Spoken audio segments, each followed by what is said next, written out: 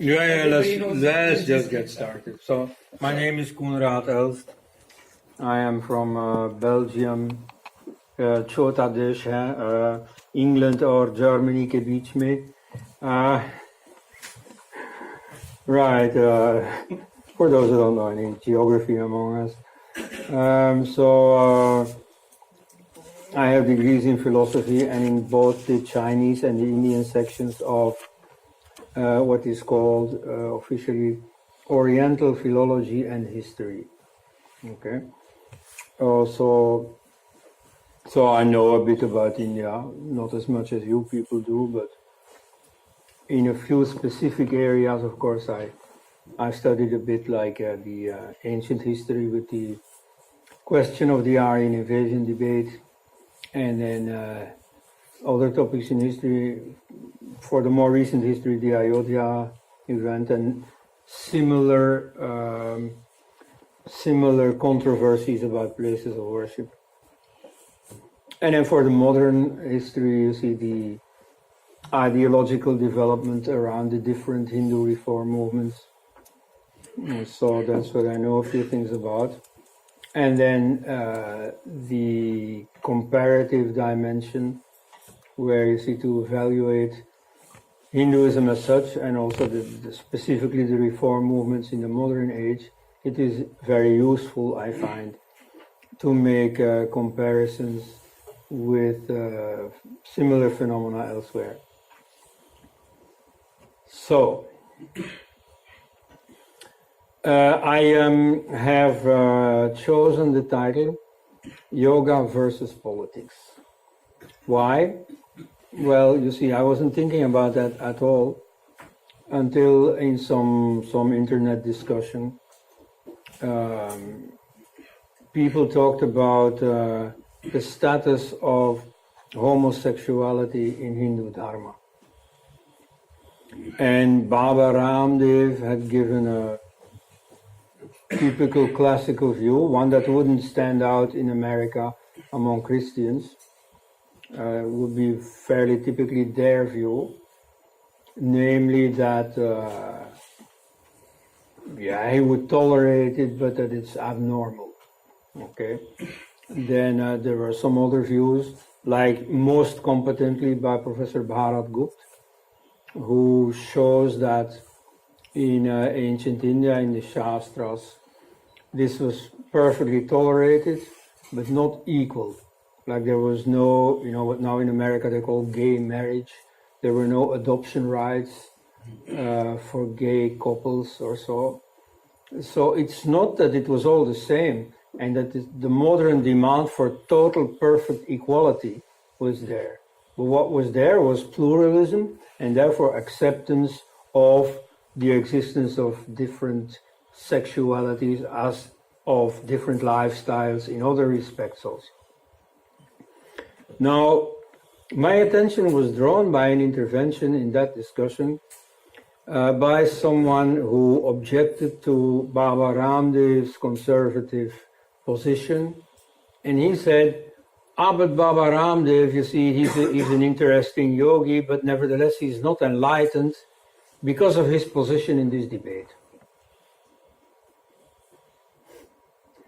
Now, you see, I've known personally several people who passed as enlightened, liberated, and so there too I wouldn't judge that. I wouldn't say that this is true or not. In fact, it principally makes me wonder about the definition at all of such a concept of enlightenment. But, and they were charismatic and they were impressive and so on. But I wouldn't dare to make a judgment, this person is enlightened or this person is not enlightened. And if I would want to find out, I would not ask for his political opinions. Because this much I already have learned from observing advanced yogis, including Baba Ramdev, that most of these yogis are, in terms of political opinions, in terms of lifestyle, almost indistinguishable from the circle that they come from. If it is some Bengali Bhadralok with his typical prejudices and attitudes and so on, you will find him back in that advanced yogi. And if it is some Dalit or something, again, you will find the same attitudes, the same political opinions that by now have more or less conquered that circle, and so on. But the difference perhaps is that this is not very important in their lives. You see, and in fact that is the main difference. You see, people who care about yoga, they care less about other things. And so those opinions may be there, but they have other things to do than to entertain those opinions and to discuss those opinions. And so what is special about them is precisely that they try to get out of this world of ordinary human thinking, including forming opinions. Right? But I find that this attempt to drag yoga into ordinary political ideological discussions is quite prevalent. Like, for instance, I know in San Francisco last year or 2 years ago, there was some conference about yoga and race, or yoga and racism, where the usual liberal positions were taken. Now, and so this person that I just quoted with this his opposition to Baba Ramdev had the same attitude of saying, yeah, but you can't be a real yogi, you can't be enlightened, whatever, if you take conservative opinions. Of course, a real yogi must be a liberal.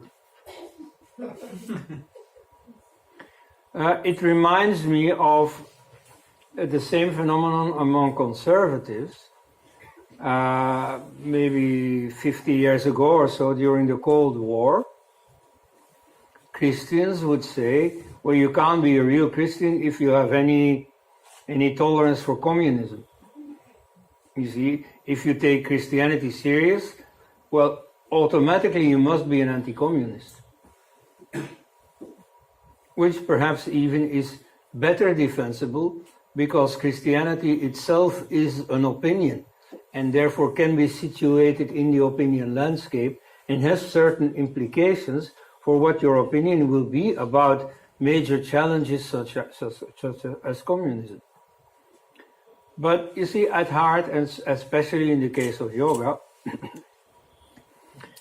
the correct attitude is simply to take a distance, to distinguish between these two fields, and to say, well, no, yoga does not entail any specific position, liberal or conservative, in debates about, what is called the culture wars, about sexuality, about euthanasia, about abortion, and so on.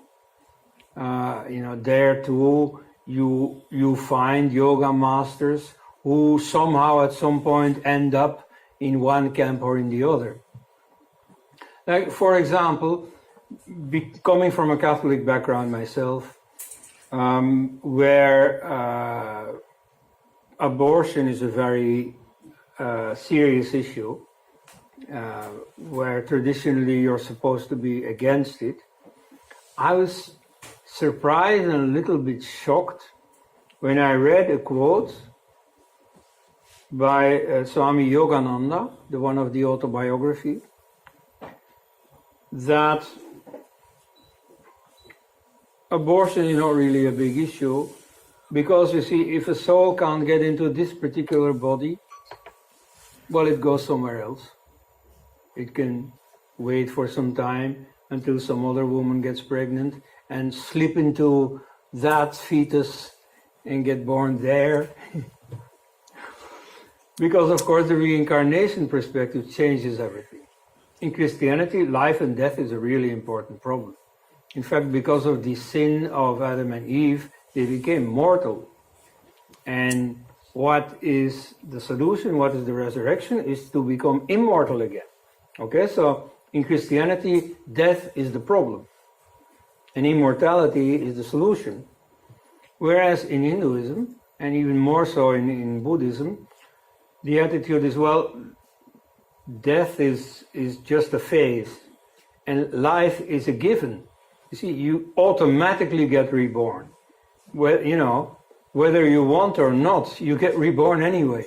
You may try to jump off the wheel of reincarnations, but you can't unless you become a yogi.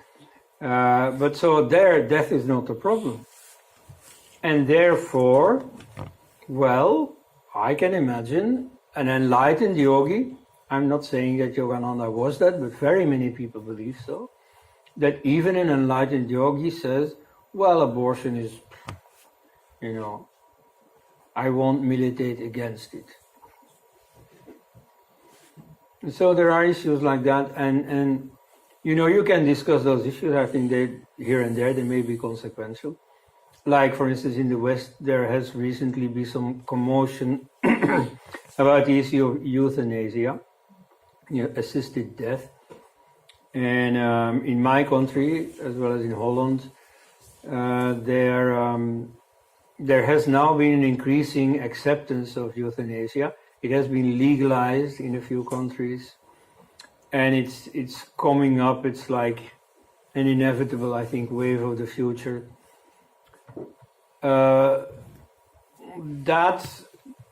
That springs from yet another attitude to death, namely that death is inevitable.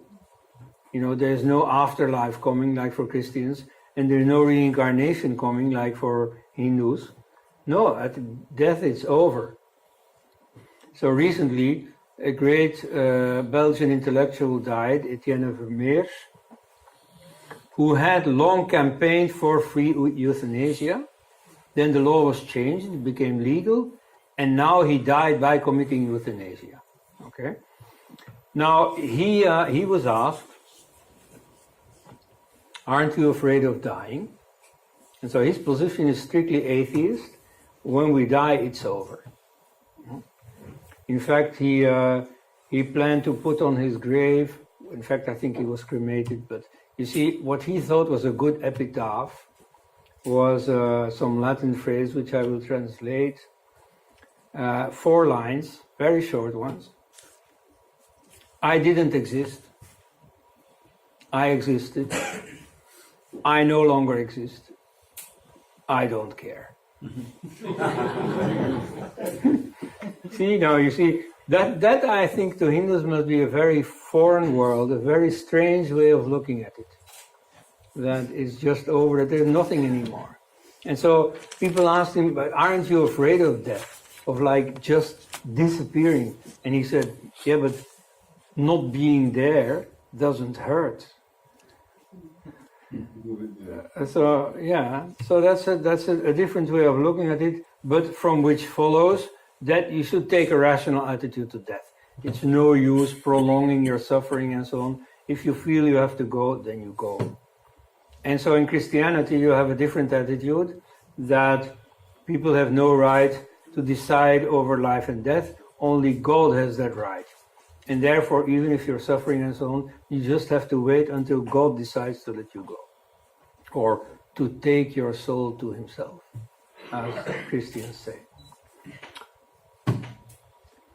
In India, this became a very live issue in recent years, when the Supreme Court had to sit in judgment on the application of a law that exists since the British period, namely that forbids any form of self-chosen death. There have been 2 controversies over British laws. One over a law prohibiting homosexuality. That has been discarded by the Supreme Court. Rightfully so, because the British thought correctly, this law doesn't exist among Hindus. Hindus allow all kinds of sexual strange things, and we need to step in out of our Christian responsibility to impose Christian morality. Again, in the issue of euthanasia too, you see these Hindus, they think nothing of fasting themselves to death. It's a very common practice. Like Veer Savarkar did so, like we know Abhave did so. And so many, particularly among Jains, monks and so on, they do this when they feel their time is up. They keep the honor to themselves and they fast themselves to death. Now, when Vinoba Bhave lay dying, he was visited by the then Prime Minister Indira Gandhi. And at that time, there were editorials by secularist editors saying, he shouldn't be visited by the Prime Minister. On the contrary, he should be in prison. He was trespassing against the law of the land by fasting unto death. He should be force-fed. Now, okay, the law of the land was there, but to point by the colonizers. Isn't it then normal that this law is being questioned? So now, fortunately, some Jains, you see, who had this case of someone fasting unto death, that you see some people wanted to prevent, went again to the Supreme Court, and finally, their so far final judgment was that, yes, you see, this should be allowed. This law should be made dysfunctional. The court can't suppress a law, can't abolish a law, only Parliament can that, but they can make sure that this law is no longer applied. So you see, that is what they should have done. That's what they did. So in that respect, it's not the Hindu government that did anything, but the court and the social reality has simply led to a certain Hinduization of life in these two respects. You see, the control over your own death, that is now accepted. The more relaxed morality, typical of Hinduism, where you never stoned people, where you never put them in prison, like happened to famous cases like Alan Turing or Oscar Wilde. No, you see, where you just left them to do their own thing without necessarily accepting them as fully equal. That may be a modern revendication, but at least you see it is more a Hindu attitude of being pluralistic and tolerant in these regards. So that has recently been achieved. Now here again you see, if you bring in the yogis, well, I have a feeling that they are closer in this case to the Hindu reality than to the Christian inspired laws that have effectively been put out of use.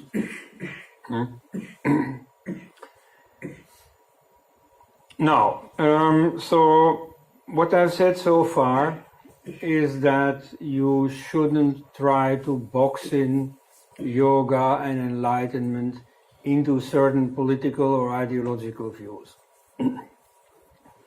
You see, to say that a yoga must necessarily be conservative, or conversely, that a yogi should necessarily be liberal, that is absolutely, reprehensible. I wouldn't say it so seriously, but you see, it's misconceived. You see, yoga is something beyond these ordinary quarrels, and so it should be judged in different terms. Nevertheless, yoga does have a certain impact on politics. And here we should study a very, very rare phenomenon, namely that of people who take yoga seriously and yet are present in the world, for example, as political leaders. This is very rare, has always been. In fact, in Hindu civilization, the attitude towards doing different things is one of specialization. You see, in the West, you have this culture of do it yourself. Especially in America, for instance, every man is supposed to be able to repair his own car. In India, nobody even cuts his own lawn. Because if you have any kind of normal income, you have enough to pay a gardener, to pay a kitchen maid, and so on. Okay? So there is a very strong specialization. In the West, you see, there are all these ladies who are bored and they take guitar lessons. Now, in India, either you are a musician or you are not. And you see, it's silly to be something else and then do a little bit of music. No, you see, that this is useless. I mean, how could you compete ever with the professionals? So either you are a professional or you stay away from it. Now, that attitude has also been there regarding yoga. You see, in the West nowadays, there is a lot of advertisement of you can just be a householder, a man of the world, and also be a yogi. In India, I don't know, that's fairly untraditional. You see, either you are a yogi or you are not. And doing yoga for most people is a full-time occupation.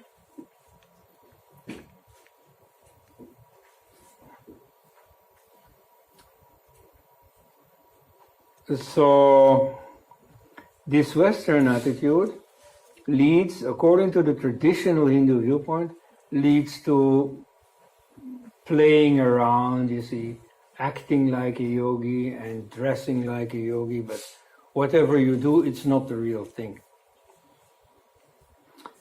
Well, maybe. On the other hand, this idea that you can combine yoga with being in the world, that has also been there since the beginning. And a very famous locus of this idea is the Bhagavad Gita. You see, where Krishna is explaining to Arjuna to do his duties. And his duty, being a Kshatriya, is to wage war, to take part in the battle. In fact, I've been to that battlefield. See, I mean, I've been to India for so long, and, you know, from Delhi, it's so easy to take a day trip to Kurukshetra. It's like just nearby. And I had never done this, and so last year, for the very first time, I went to Kurukshetra. I went to, Pihova, some pilgrimage place on the Saraswati, just there also. But that battlefield, I mean, really, when I went there, there's such a tremendous energy. It felt so good, so right. And I personally am not drawn very much to the Bhagavad Gita and to the Krishna cult and so on. Nevertheless, there I was just so impressed. Anyway, so that's where Krishna gave this lecture to Arjuna, and in fact spoke about yoga, said to Arjuna, "Oh Arjuna, become a yogi," and at the same time said to Arjuna, "And now you do your worldly duty. You go to this battlefield, which is not exactly a yogic place. You do the killing and the bleeding and everything, because that's your duty." So maybe it's not so Hindu after all, or so un-Hindu after all. Let's go to another country where there is some experience with this. It is China. In India, of course, everybody knows that Buddhism went to China. And so since 2000 years, you have Buddhist monasteries in China, where again, you have people who are full-time meditators, also copiers of Buddhist scripture and so on, doing Buddhist things, being dressed as a Buddhist, not being married in order to devote more time to their Buddhist practice. Now, the indigenous Chinese culture had always found this a bit strange. You see, the Confucians, they thought that Buddhism was a superstition. This had, of course, also to do with the beliefs of Buddhism, namely reincarnation. You see, in China, you also had some beliefs about an afterlife, but you had also the attitude of, you know, when we die, it's over. At any rate, this reincarnation thing, that was a bit bizarre. Just like in the modern West, You see, now it is gaining ground, but it is still looked upon as a somewhat funny doctrine. Like in the Roman Empire, it was also the same. You see, they had these stories about, I think it's Aeneas, one of their heroes. You see, he goes to the underworld where he meets people that he knows and who have died. And then he gets the explanation. You see, after your death, when you come in the underworld, three things can happen. You see, either you are totally miserable and have lived a terrible life and so on, and then you go to the Tartaros, to hell, essentially, and you disappear, world of shadows. And either you are a great hero, very meritorious and so on, and then you go to the Elysian fields, to heaven, and that's where you stay. But most people, you see, they go into the river of forgetfulness. They take a dip in their river so that they forget their past life, and they go back to the world. They get reborn, and the whole cycle starts again. Now, that was their literature, but in actual practice, they still found this belief very strange. And so there are a few Roman writers who report that the Gauls, the Celts, they really believed in reincarnation. And, it had some very funny consequences. Well, funny, or at any rate, real-life consequences that were notable, that made them very heroic in the battlefield. Because, after all, if you know you're going to be reborn, then it doesn't matter if you die, because you're going to come back again. It also doesn't matter if you kill, because the other guy is also going to come back again. So you have no fear and you have no scruples. So you fight a lot better.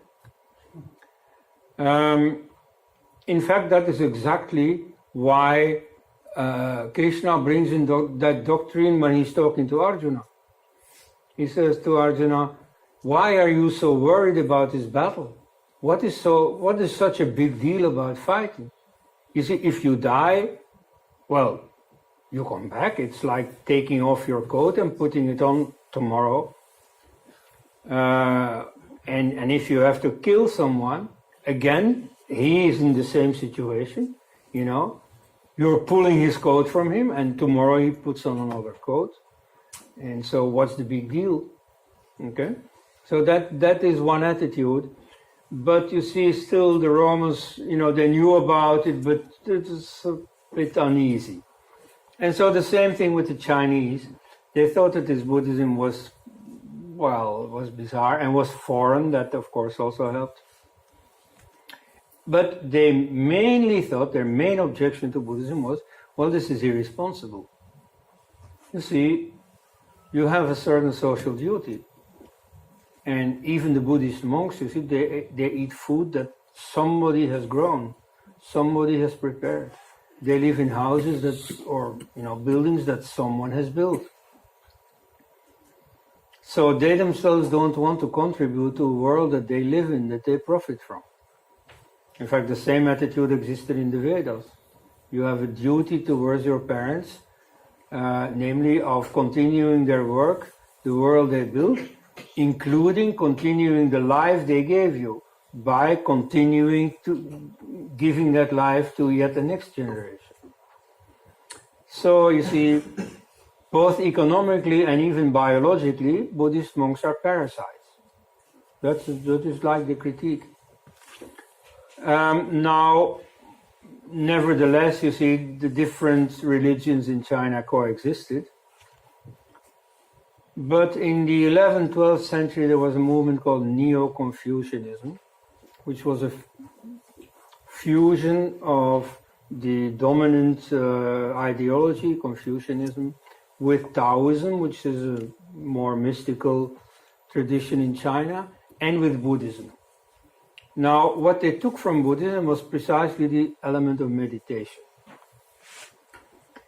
They thought that, well, whatever their funny beliefs, at any rate, their practice of meditation, that makes good sense. You see, of course it is ridiculous to spend your days meditating and leaving everything else undone.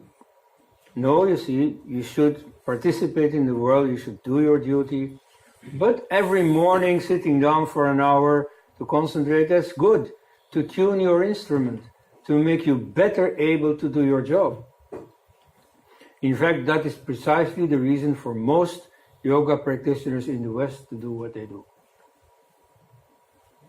That and a secondary one, which is, yeah, also tuning your instrument, but in a health sense.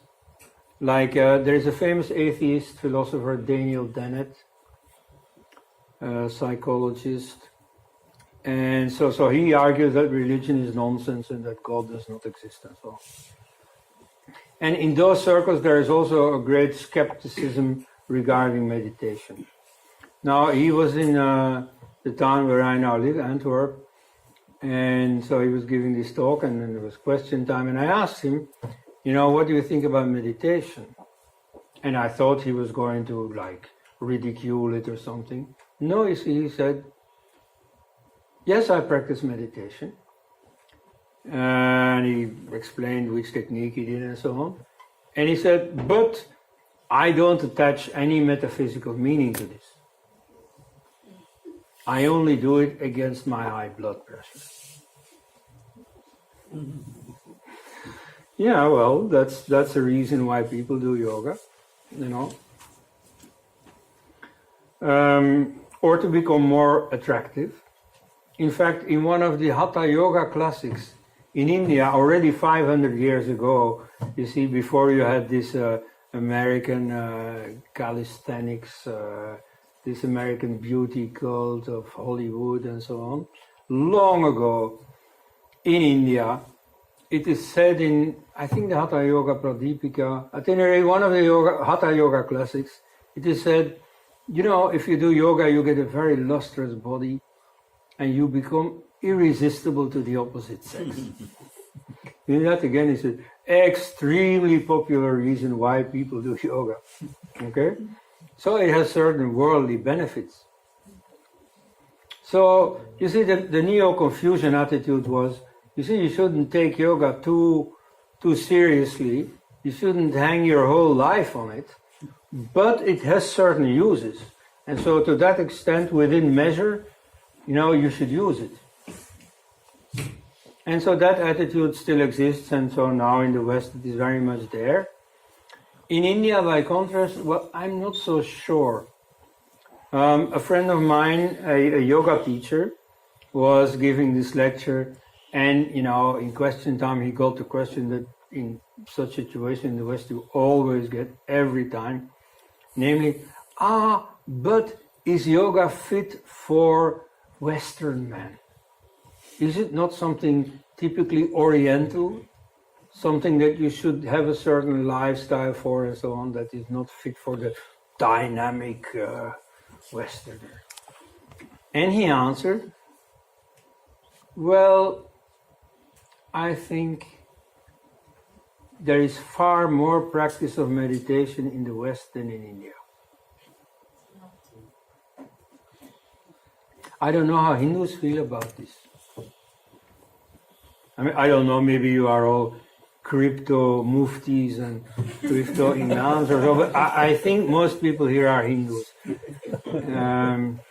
So what would you say about this? Is this correct? No, the West, like... recorded information, yes. But many Hindus do it without considering it as meditation when they're praying, for example. Yeah, right.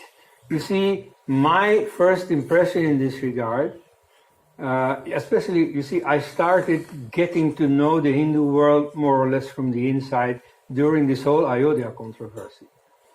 And so, for example, I went several times to the Vishwa Hindu Parishad office, where they have a number of ordained monks, working. And I thought, the atmosphere there is so noisy. One of the things I knew at the time about meditation was Zen Buddhism, which is a Japanese version of Buddhism, where they practice like one technique from the beginning to the end. when you're introduced, you're being taught one technique, which is very simple. It is a variation on what in these Vipassana courses they call Anapanasati, Anapanasmrti in Sanskrit. So remembering your in and out breathing, which means to say to pay attention to simply the process of breathing. In India, you're supposed to feel the breath coming in and going out. In China and Japan, there is a Taoist influence which works with energy centers, and so they're conscious of the energy center below the navel. So you're supposed to, watch your breath going to that point, and from that point going out again. Okay, but so it's nothing else. Nothing else. So you're supposed to watch yourself, and so while you're concentrating on the breath, your thoughts are either there or somewhere else. And sometimes you catch yourself, oh my God, the last 5 minutes I've been thinking about how I should have said this when he insulted me that, or I was making my plans for what to do tomorrow on the job or something. And then you go back to, oh yeah, emptiness. And so, you can fill your life with that, So that's already a very good technique. But anyway, the important point I'm making now is this is a quiet technique. You see, at the end, after meditation, there is a little singing. They sing some Japanese version of the Heart Sutra, the Prajna Paramita Hardaya Sutra, I think. And but the meditation itself is just totally silent. Now in India, I don't know, maybe in some of these ashrams in Rishikesh you find that, but in very many, even there you don't find it. And so that was my first impression. Oh my God, you see, when do they get silent? That's, for example, why some critical Hindus like mosques. In mosques also they don't do yoga, but at least when it's silent, it's silent. You see, sometimes they do azan and stuff, that's more noisy, but when it's silent, it's silent. And also visually, it's like white walls. You see, the visual noisiness of Hindu temples with all kinds of idols and sculptures and so on is like replicated in the auditory sense by all kinds of bhajans going on and bells ringing and so on. Now, of course, you see, a Hindu who knows this stuff will say, yeah, but this is not meditation. Nobody expects that. Or this is a ritual. And that is noisy. And when it's time for meditation, we do that and we stop the noise. Okay. Nevertheless, experience teaches that people who do meditation, but who also do certain rituals and so on, after a while do less and less meditation and more of the rest.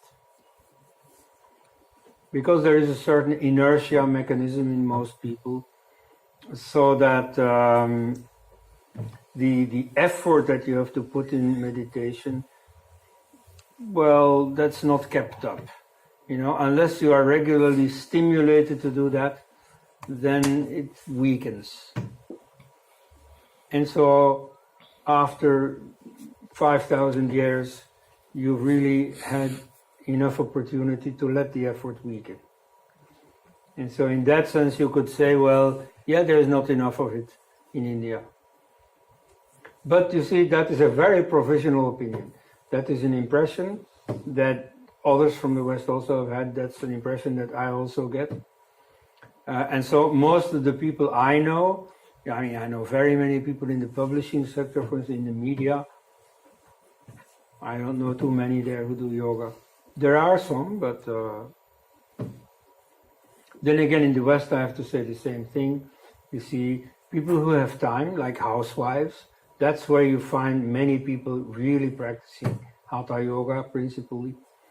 But again, you see, there also you find the mechanism that Hindu tradition has very correctly diagnosed, that people who have another focus, who have a specific job as a TV star or as a politician or whatever, can only devote so much time to spiritual pursuits. And so there you find the wisdom of Hindu tradition that says either you do it or you don't. But you see, in the modern age where everybody wants to pursue everything and nobody wants to miss anything, I think that there is a value in tailoring meditation practice in such a way that it is sustainable even in a busy life. That, it is feasible to every morning sit down for 1 hour and maybe in the evening for another half hour to get some of the benefits of yoga. Now, whether you reach enlightenment, that is again something else. But there we have the problem that we don't even know if there is any such a thing as enlightenment. You see, I discuss these things a lot with people from Vedanta societies and so on, and I get all kinds of viewpoints about it. Same thing among Chinese Buddhists or Japan or so. In that respect, India is not exceptional. Or there are many views on what this is. What is the goal of yoga? What is enlightenment? Is there such a thing as enlightenment? Do we need such a thing as enlightenment? So that is that's a big issue that we can discuss. But so you see, some people pursue even that only 1 or 2 hours a day. They don't think that anything more is needed. And others say, well, you should just forget about this. Essentially, we are enlightened all the time. You see, as long as our consciousness works, consciousness means enlightenment. And so, in the back of our minds, we are enlightened all the time. Only most of the time we forget, because our mind is on other things. Okay. So, I'll return again to what this has to do with politics. But first, I'll take some questions. Yeah, when you said the West, so you said whether the Indians, when we grew up, so we were told the Beatles, those rock stars, and US, that's what we take the West. So they were all under drug abuse or whatever, XYZ. And then they found that India, Rishikesh, and that's the place where they could achieve salvation or what you're saying, meditation, will it give them enlightenment? So these people came to India, all these for the Beatles. Similarly, Mahesh Yogi has left from India and he went to US. So yoga as a practice as for concentration, where means anybody could do it. And now people in the West today, people from India going and opening up yoga classes, and then there are teachers who are US people or the Americans or whatever. Means I don't know much about other countries. So and then yoga, what you said, you only learned about this once you got to know the Ayodhya episode. So that's very recent. Well, it makes sense to come to India at least to get a start. Because you see, in India here, at least it's culturally accepted and it's culturally sort of underpinned with these bhajans that are about enlightenment. It feels right. And nobody thinks you're being funny, although they also think you're funny because you're a Westerner. And so they wonder, you see, when you already have everything, what do you need this for? And many people, of course, also have a funny view of India. You see, they idealize India. There is this writer, Mishra,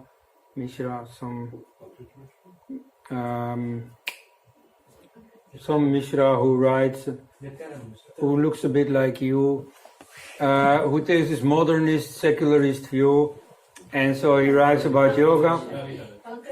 Pankaj Mishra, yes. And so he observes quite correctly. I mean, I don't like his general secularist prejudices, but still, you see, he makes some very good observations. And so he sort of smirks at the sight of all these Westerners in Rishikesh dividing their time, as he writes it, between raising their kundalini and checking their Hotmail accounts. That's more or less what is happening there. Now you see, those people from the West have this very idealized image of India, Like when they hear about you see religious violence in India and so on, it's like it just doesn't sit well with their worldview. And in Delhi, you see outside the airport you have this prepaid taxi, and so regularly you see Westerners arrive. They come out of the airport, they go to the prepaid taxi, they pay, they get a taxi, they drive straight to Rishikesh, and they spend, they take some yoga course there for 2 weeks or so. Then they come back by taxi straight to the airport, take the airplane, and so all they get to see of India is this ashram. And so they have this like very partial view of India. Okay? Nevertheless, it fits in with the idea that, well, you see, to get started on yoga, maybe India is the best place, the most conducive. But then again,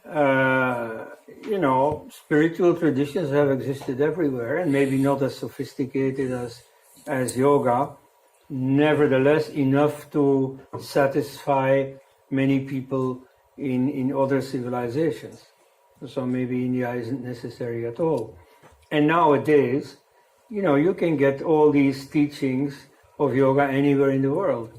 You are with, I don't know what, imprisoned somewhere in Siberia, but at least they let you have an internet computer. So you download these teachings of Patanjali, it's all there. You find, 12 or so different translations of Patanjali with comment and so on. You have online courses, and so you don't need India anymore. That's and so you see that is a very real prospect that very soon India will no longer have a special relation with yoga. That's a possibility, especially if India keeps doing what it is doing. That might be the result. Yeah. Sir, before coming to yoga, we often see in posts people predicting 80% Hindus or 74% Hindus. But in my experience, practicing Hindus are only 5% or less than that. Yes. And coming to yoga, maybe we can mock them that they are raising Kundalini hot meals. But I taught foreigners from across the countries for 3 years in Kerala, and I can say that they may not have cultural relation to India, or they are totally alien to our Ayurveda and all these things, cultural past, but they are very honest and dedicated people. Once they get the taste, they will do everything. Maybe they will go to the wrong ashrams, they'll go meet wrong gurus, they'll have very narrow view. They will not meet right teachers, because right teachers are like killing a mockingbird. So today we are mad people here, and most of the people are muftis and padris here. The people who are asking about lynching and all this, they are more foreigner than you in your white skin. So this is it. Yeah, I know. And I mean, when you look at the secularists here in Delhi, I suggest, to understand their mentality, a little excursion is needed. In fact, we are here on Janpat, I believe. So you just need to walk 1 kilometer on Janpat, just near Connaught Place, where like the buses arrive from the airport with first-time tourists, and they have the Lonely Planet guide with them, which has a little chapter on Indian history, and that's like all they know about India. Well, you could compare them with secularists. You see, their knowledge, particularly about Hinduism, about religion in general, is about that level. And I mean, I don't say this lightly. You see, I've very often been startled by how illiterate they are. At least on that. They may be good economists or whatever, but you see, understanding the debates about worldviews and so on, they're not good at. Yeah? So, thank you very much for 2 lectures. I have a question regarding the historical evolution of yoga. Yeah. So, I recently read a biography of B.K.S. Iyengar, the yoga exponent. And the point was being made that at some point in medieval days, the yoga tradition had gone extinct. And what passes as yoga today is actually a resurrected version of something partial that BKS Iyengar had access to, plus, strangely enough, some British calisthenic exercises. I mean, what is your opinion on this thesis? Yes. Well, yes, you see, quite a few Western researchers have recently come to the view that yoga is quite recent and that it's mostly based on Western health exercises, Swedish gymnastics and so on. Well, I very much disagree. And so, I mean, this is a long story, but, to confine ourselves to the essentials. Hatha Yoga, and that's well documented, dates from about 1000. The whole system of physical exercises, breathing exercises, from the Nath yogis, Matsyendra Nath, and so on. There, Iyengar has introduced a little story that I think is very doubtful, namely that his own book, his own teacher, Tirumalai Krishnamacharya, he wrote this book, Yoga Rahasya, claiming that it was really written by some yogi 1000 years earlier, who was one of the first masters of Hatha Yoga. And so that he had, out of heaven or somewhere, dictated the book to this modern yoga master. And so this whole school of Krishnamacharya, Patabhi Joyce, Iyengar, sets great store by this one book, Yoga Rahasya. And when you read the book, it is very obvious that it's 20th century. You see, it's certainly not dictated by someone from the 10th century. For example, it pays great attention to yoga for women, and specifically yoga for pregnant women. Now, I am not at all against yoga for women, but the tradition was that yoga was for men, and particularly for celibate men, for monks. And so women were supposed to live in the family and to be like at the ready all the time for their children or for their parents or for whoever needed them. They had to get up from the bed first because they had to prepare food and so on before the husband came. And so they had to be ready all the time, and they had no time for something like meditation. If the husband had to go to work, he was also busy, but at least, you see, in the morning or in the evening, he could set apart an hour to be, on his own, and if he wanted to practice yoga. Whereas a woman was supposed to totally be in the middle of the household and so on, and to not practice yoga. And so whether that is good or not is a different question, but that was a very widespread view. And so in the middle of that view, suddenly this 10th century yoga would have decided, I'm going to do it everything different. Let's start yoga for women. And then this went under the radar for 1000 years. Nobody practiced it. And then suddenly there it is, 20th century. When on the other hand, we know that the 20th century brought a great wave of feminism where women, first in England, then gradually in India, started to demand the right to use the same opportunities in life that men used. And so you see that story of it was dictated to me and so on, that is totally unnecessary, paranormal miracle story that is not needed. But you see the serious part in this story about Iyengar, namely that yoga was a recent thing and came from the West and so on. You see, there may be certain additions from the West, but I think it's very few. Certain exercises you can see are not age-old. Like, for instance, you have certain Harappan seals, where first of all you see yogis sitting in meditation. And outsiders who don't know yoga will say, well, but this need not be yoga. In fact, that argument is made in the West all the time. Where they say, yes, but you see, India is a very hot country. People are naturally very supple. So if somebody sits in lotus posture, it doesn't prove that he's doing yoga. A tailor who needs to sit while, for his work, may just as well take the lotus posture. It doesn't prove he's doing yoga. Yeah, that is not incorrect. Nevertheless, you look carefully at those pictures. Like the Shiva Pashupati, as he's called. You do see someone sitting in yoga posture, not in any posture, sitting in yoga posture. So you're completely straight and with his eyes closed and everything in the correct manner, like a yogi should. And then you already find certain asanas. You never see these contortions, or you never see, to my knowledge, anyone standing on his head. You see, so of course in Hatha Yoga you get more sophisticated asanas. That's more recent, but you see the basis is already very much there since 5,000 years. So that I don't believe at all.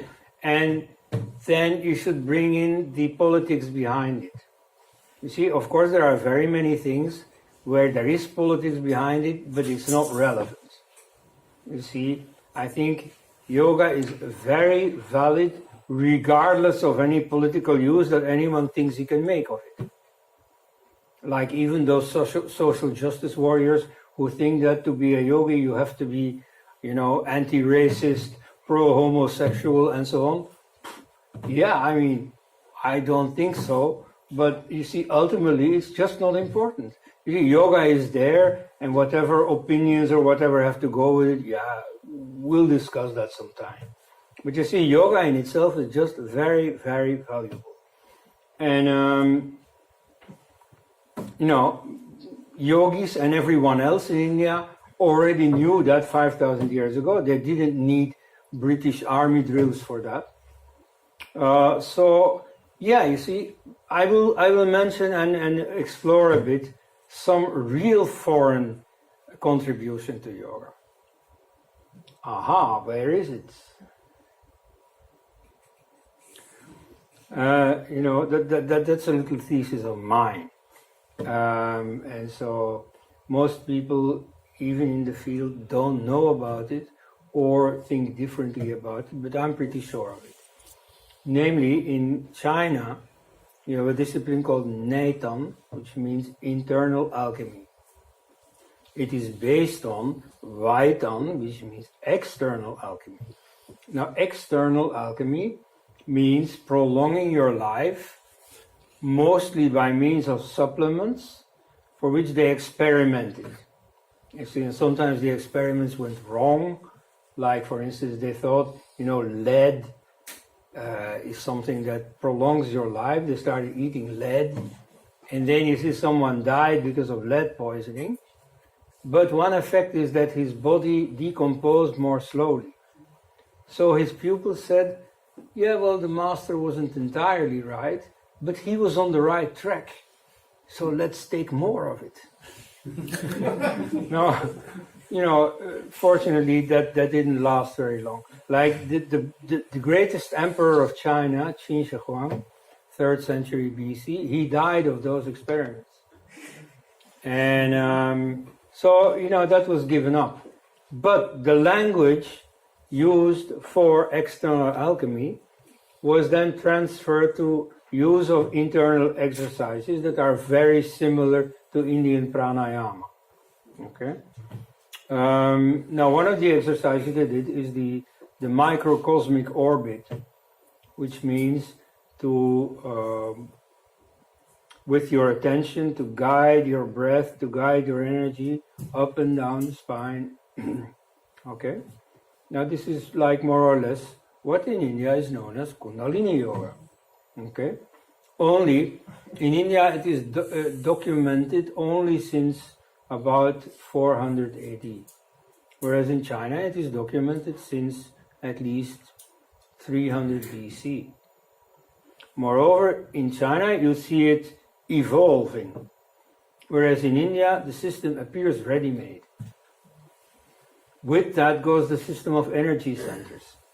In China, you have energy centers that you certainly heard of in acupuncture. And so some energy centers are more important than others. And so a number are picked out and cultivated in the Indian version with the chakras. You know, chakra literally means wheel, but effectively means center, and therefore energy center.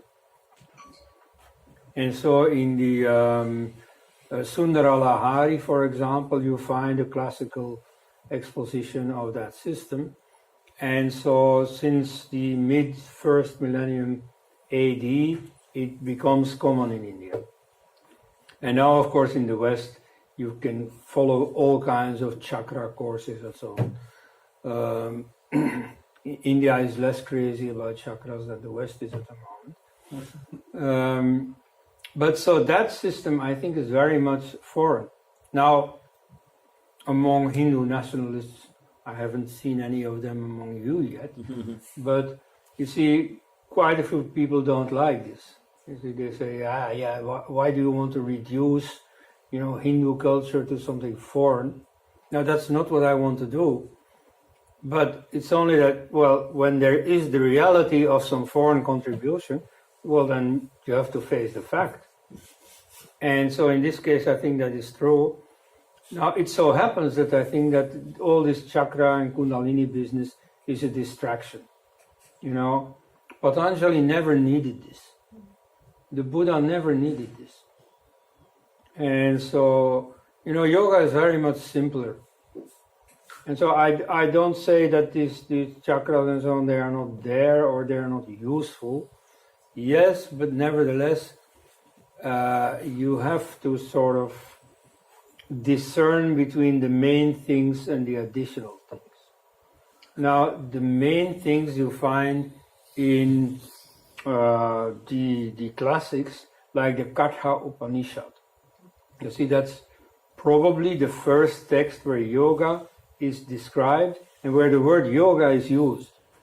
Because you get earlier texts where yogic phenomena or the yogic pursuit are already explained, but the word yoga isn't used. And conversely, you have a few uses of the word yoga, but where it has a different meaning. Like yoga means to yoke, and so it means, for example, to actually yoke animals to a cart or to a chariot.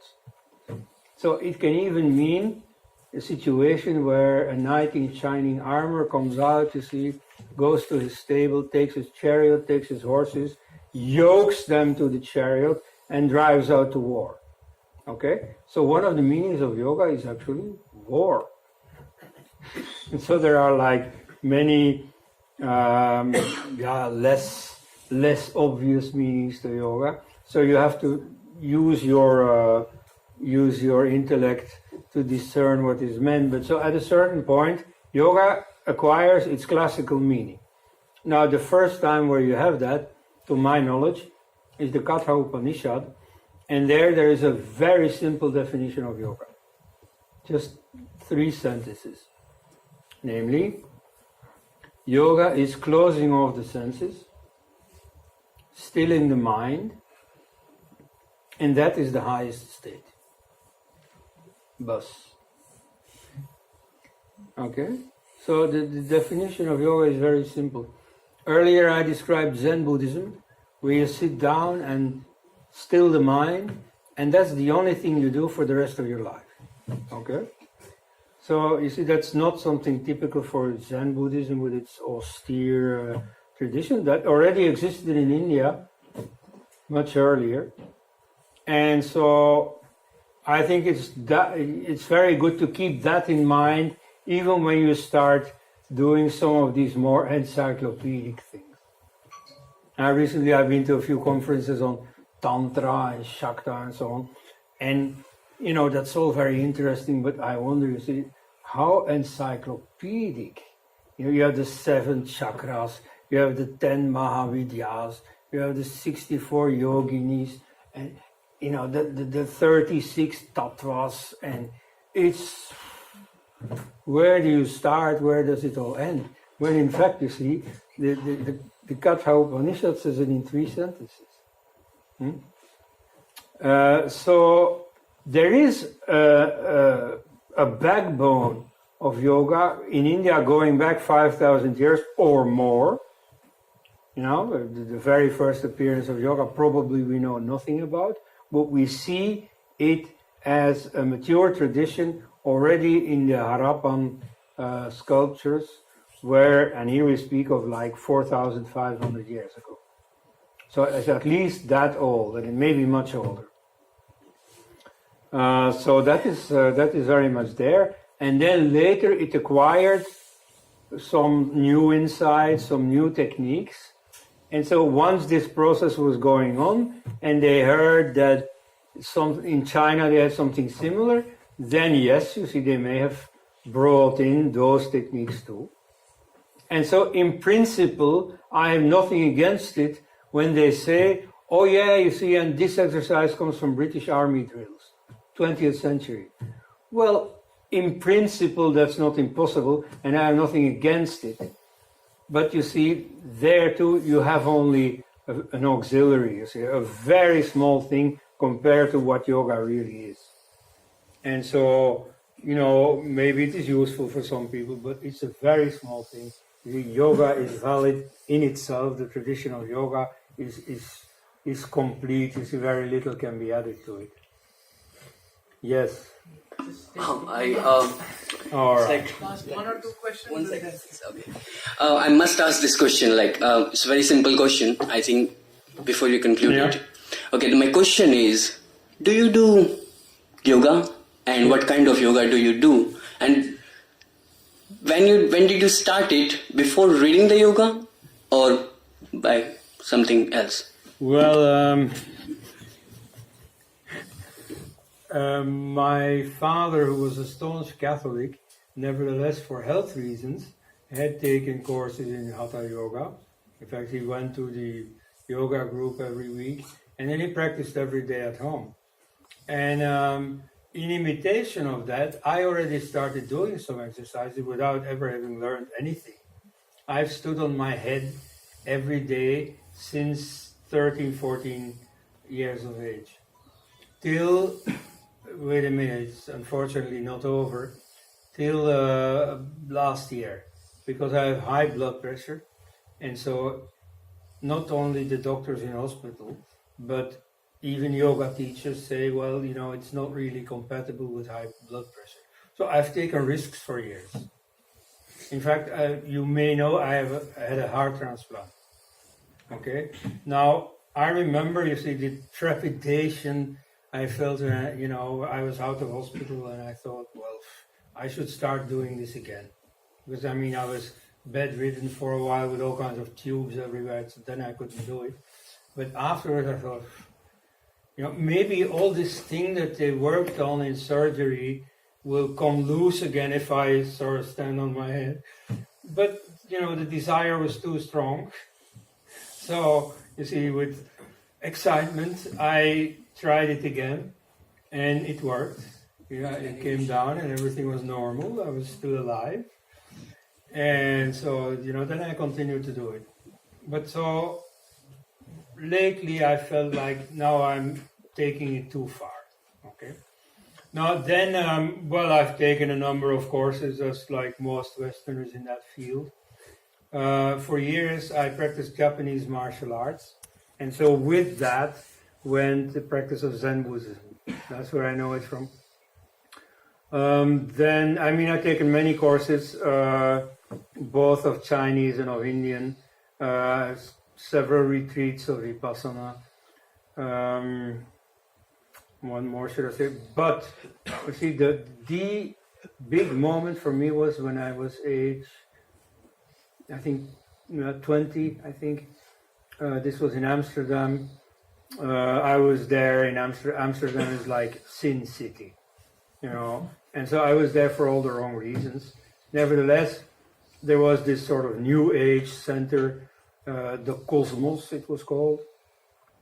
And there I saw a poster hanging of a Hindu guru who was coming the next day, Swami Hariharananda Giri from Puri, who was in this Kriya Yoga tradition, best known through Yogananda's autobiography.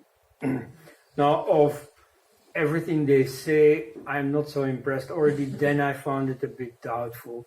Like there's a lot of overlapping with Christianity. In fact, I think right now in Los Angeles, where their headquarters is, it's practically a Christian sect now. So there's a lot of mixing. So that I don't like at all. But the techniques are completely traditional. The typical traditional, like you see, concentrating on the center, listening to the inner sound, seeing the light, you see, closing the ears. Krekshari mudra, Shambhavi mudra, all this. So you see, I was taught all that by Swami Hariharananda, and he was very impressive. You see, when I say, I've known some people reputed to be, and I very first of all think of him. He became 99 or so before he died. And he was clairvoyant. Repeatedly, you see, he told me what was on my mind or what would happen to me years later. And so that was impressive. Now you could say, of course, from a skeptical viewpoint, maybe I'm making it all up, maybe I'm fooling myself. Yeah, I don't exclude it, but no, I tend to take it serious. And then there are more people that I could mention, but so you see, I've gone through the fairly typical Western itinerary of picking and choosing here and there. But gradually, you see, I became clear about what was important and what was auxiliary. So I try to concentrate on the important things. There are, of course, also some auxiliaries that simply, for cultural reasons, I gravitate towards. You see, for instance, I really, when discussing it, I am really not for Bhakti Hinduism. And although I recognize that just like Bhakti Christianity, it has produced wonderful art, wonderful music, wonderful paintings and so on, it's all there. And, I like singing a few bhajans. But, that's for me, that's not yoga, that's not what it's really all about. But it's fun. So that more or less gives you a picture, I hope, of what I have to do personally with yoga. He will be thrown out in 5 minutes. Oh, okay. We're running out of... Anyway, Over. let me first, say a few things about what I was going to say. You see, Hindu tradition tends to make a difference between what is happening in society and what is happening in yoga. You have 4 goals of life, lust, and then economic gain. They are more or less the same for all of humanity. Then you have dharma, which in principle, every civilization, every society has, though you see in India it's a bit more developed and perhaps more sophisticated than elsewhere. And then you have moksha. Now that's a very important distinction. Initially moksha wasn't there. So initially you have 3 of everything, 3 castes instead of 4, 3 Vedas instead of 4, and so on. And so you have 3 goals in life, the highest one of which is dharma. They correspond, if you want, to the 3 gunas, with dharma being the sattvic one. And then you have a 4th pole, which is nirguna, which has no qualities. Just like in meditation, you do not think of anything. You do not think of lust, nor of gain, nor of doing your duty or honor or anything lofty. Nowhere you think of nothing. And so, you see, that is a perhaps difficult thing to learn, also for Hindus, the distinction between those 2. You see, dharma is good and valid and so on, but moksha is something different. And here, incidentally, I can understand the people who say, oh yeah, but you see, the liberal anything goes agenda, that's a sign of enlightenment. Well, you see, that's not a sign of Dharma.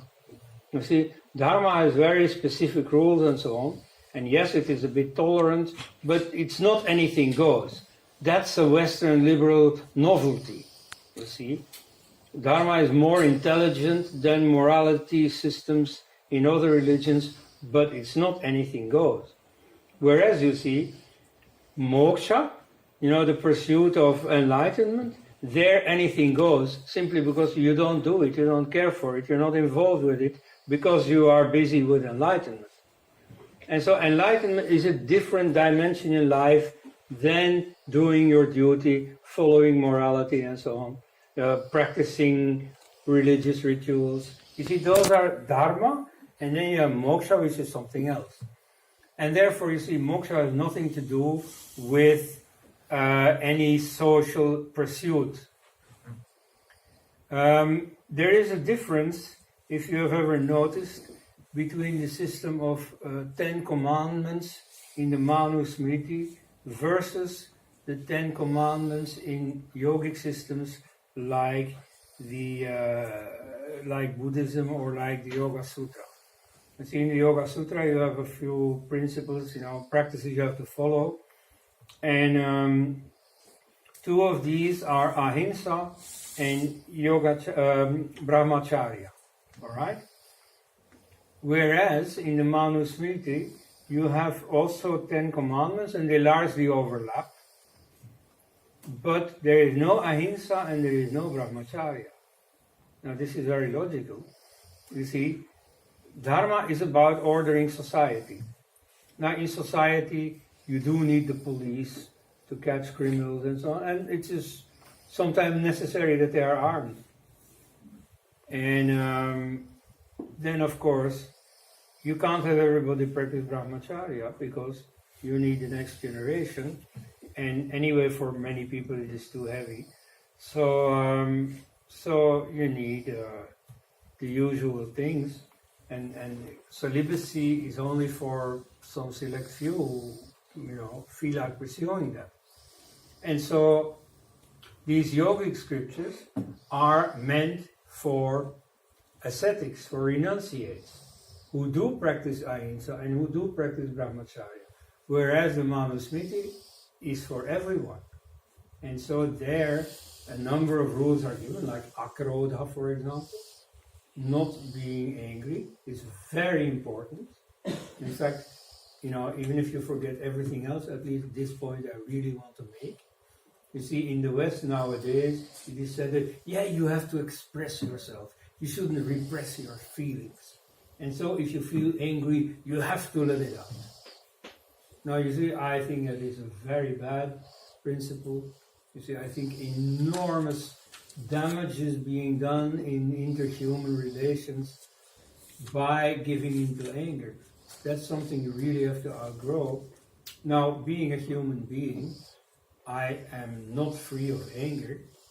Nevertheless, I will never claim a right to be angry.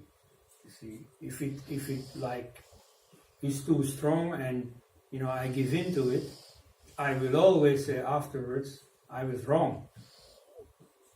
I will always admit, no, you see, there is no such thing as a right to be angry. Okay, and so Manu had very correctly seen this. You see, one of the rules to follow is not being angry. But he could not impose ahimsa. You see, a certain amount of violence, of force, is inevitable if you want to keep your society running. And brahmacharya, again, can be practiced by those who feel drawn to it, but to keep up a society, you can't have everybody practicing. So, you see, there is a difference between dharma, keeping order in society, keeping a good atmosphere in society. Like practicing religion is very important to create a feeling of togetherness, commonness of purpose, and so on. It's very important. The fact that, when I see on the banks of the Ganga in Varanasi in the afternoon a group of older people getting together to sing bhajans, I think it's very important. As some American Catholic lady told me once that it is the old ladies who go to church to pray who keep the world running. You see, there is some truth in that, you see. This practice of religious songs and so on is very important. Okay? So in that sense, you see, dharma is very necessary, but yoga is something else. And so that is one of the great merits of Hindu society, that it developed this. You see, most societies do have their religions, their rules and so on, but they do not have yoga. Or when they have it, when you look historically, ultimately, you very often find that it came from India. Like nowadays in the West, there is a neo-Stoic group. Stoicism was a Greek philosophy, and it has also to do with asceticism, and they also practiced some kind of meditation every morning. They had an hour of what they called staying in the now. Now, if you are thoughtless, if you are totally present, it means that you do not have thoughts about the future, you do not sit making plans, and you're not in the past, you sit not, going over memories. You are totally in the now. That's meditation. Okay? So, yeah, the Stoics practice that. But then if you study ancient Greek culture, you find that there's quite a bit of Indian import. So, you see, to some extent, this may simply be the radiation of India. Right. So, but anyway, this is an important, this is one thing you all can be proud of, that your civilization developed this. And so, right now we live in an age when this is, here the merit of India is being transmitted everywhere. Last question. You said we should feel proud. We feel proud. But it also gives pain to hear that there is a universalization and spreading of yoga everywhere. That is good. We feel proud. But when it comes to international commercialization and money-making part of it, people have started saying that yoga's source is not India. It is there. It was there. As if it was found in America also. Yeah. 2,000 years or 5,000 years ago when America was not there. So, what do you feel about it? Yeah. It gives pain to hear that source of yoga is not India. Right. Okay, now part of it is just fantasy. Like, for instance, you have the notion of Egyptian yoga. And in Egyptian yoga, they stand like this, or so on. Just like these, characters on the walls of the pyramids. Now, Egypt did not have yoga. I've checked it, scholars of Egypt are united on this. Now, they may all be wrong, of course, but till someone can prove me that there was yoga there, I don't think there was yoga there. And so, the Mayas and the Aztecs and so on, they all had some interesting philosophies and so on, but the specific practice of yoga, I think apart from India, it is a very rare thing. And then you nowadays have commercial pressure.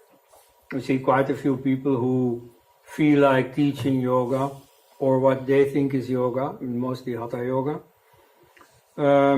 They are faced with the problem that, they need to make a living. They want to make a living of that. And so they would like to sort of have a patent, have intellectual property rights over it. So you get a lot of, Americanizing yoga. In Europe, you don't see it much. For what I know of the Belgian Yoga Federation and the European one, there is a lot of nods towards India. Of course, the Sanskrit names of all the exercises are used as a constant reminder that this is from India. Then you see in the summer school of the European Yoga Federation, they always invite a few people from India and so on. So, about the Indian origin, there's no doubt at all. In America, by contrast, you see quite a few money makers are trying to claim that, this is their own thing. And then there is the uniquely American phenomenon of Christian yoga, where they try to sever it completely from Hinduism and give it all different names and so on. and start their yoga class with a prayer. You see, and there, of course, also they have an interest in distancing it as much as possible from Hinduism and from India. And that, of course, is intellectually dishonest. And I think that's a bad start for doing yoga. So that I disapprove of. In fact, the very meaning of yoga is not understood by most of the people. The purpose of yoga in India has been something different. The good health, good life, peaceful, these are all side benefits. Main aim of the yoga is yoga of Atma